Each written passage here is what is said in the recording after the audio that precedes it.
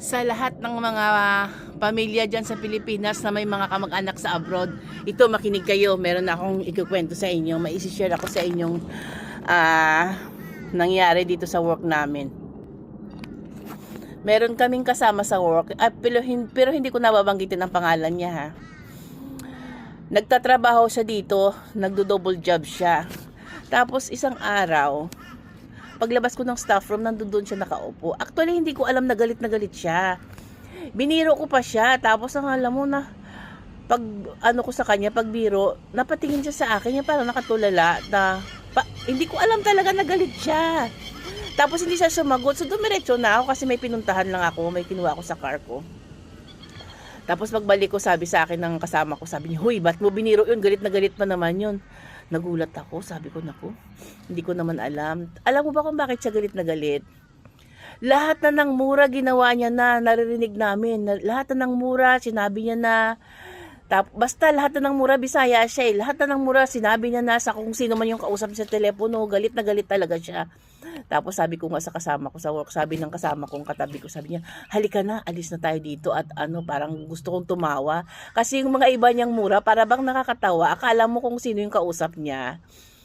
Tapos nung pagdating namin sa loob, nasalubong ko siya, napatingin siya sa akin eh. Actually, nakalimutan ko nga mag-sorry sa kanya na biniro ko siya. Hindi ko naman kasi alam na galit siya. Biniro ko siya, tapos ganun pala, sobra pala ang galit niya.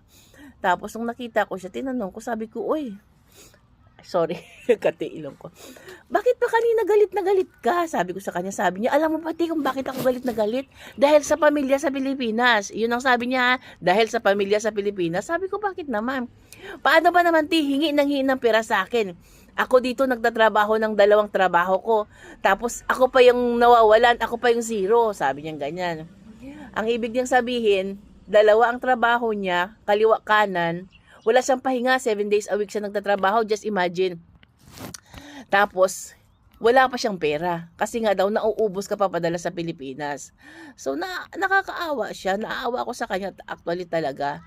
Kasi nga, hindi naman siya, kumbaga sa makikita mo yung katawan niya, para talaga siyang pagod na pagod, stress na siya, kapapadala. Alam mo ba yung sinabi ko sa kanya? Sabi ko, "So, para hindi ka ma-stress, hindi ka mawalan, mauubusan, wag mo silang padalhan." Sabi ko sa kanyang ganun. Minsan sabi ko, kailangan mo silang tiisin. Wag kang padala ng padala.